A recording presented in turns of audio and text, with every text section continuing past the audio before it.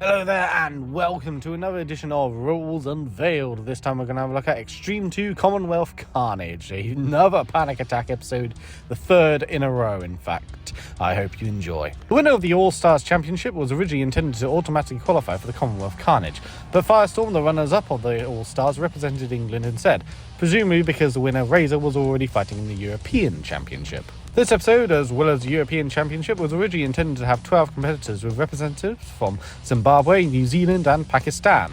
However, this never happened. This episode featured the rekindling of two grudges between Panic Attack and Firestorm, and Panic Attack and Shunt. Incidentally, this was the last time that Panic Attack and Firestorm would fight one-on-one. This episode was the only occasion in UK Robles where Mr. Psycho was flipped. This episode featured the team that had travelled the furthest to get to Robles, a distance of 10,000 miles. Graham Bone, captain of Firestorm, proposed to girlfriend Hazel Heplop after winning this competition. They are still married to this day. Kevin Pritchard rejoined the Panic Attack team in this episode, having left to form Evil Weevil team at the end of Series 2. Philippa Forrester made constant mention of Corkscrew driving into the pit during Series 6 to mock the team.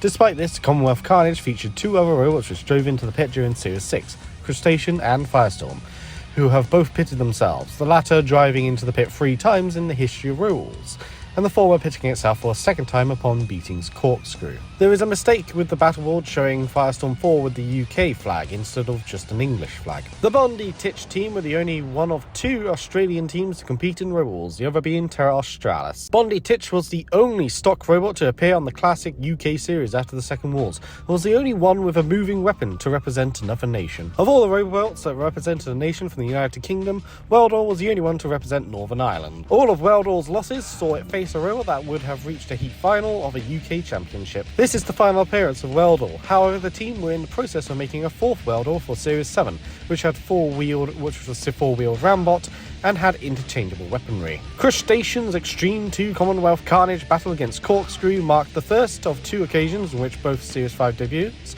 and Heat finalists appeared in the same episode, the other being Series 7 Heat L. Cerberus was the only machine to represent Cyprus in any series of Robles. This is also the final appearance of Cerberus. Terra Turtle was the only New Blood competitor to compete in another event during the second series of Extreme. In Extreme Series 2, Panic Attack had the Firestorm logo sticker on the front of its stream deck and base.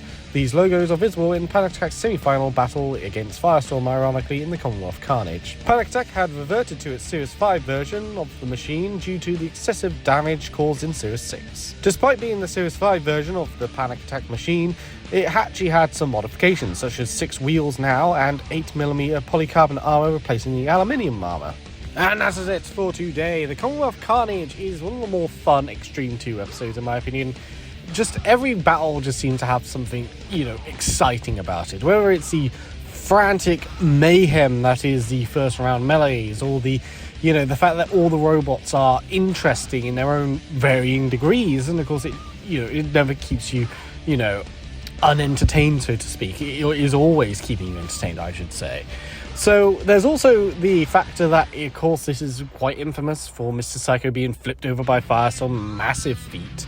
And this is Firestorm's, big win, so to speak, because if you really think about it, Firestorm has not won anything, really.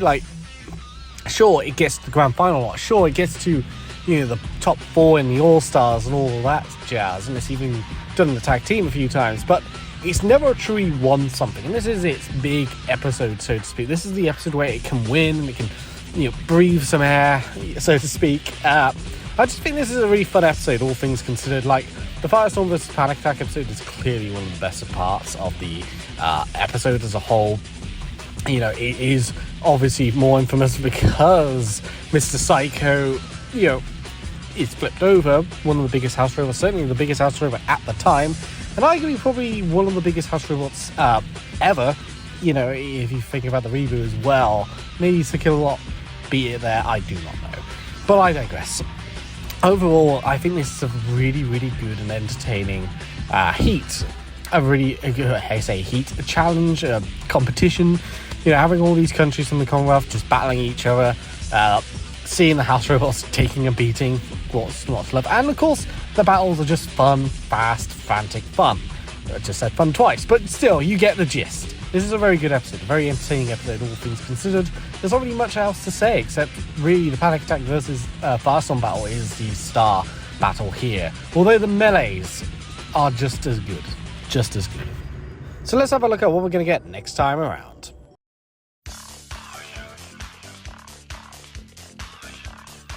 So next time around we get another version of Extreme, except this is not Extreme 1 or 2, it's Extreme Warriors. Extreme Warriors 2's grand final.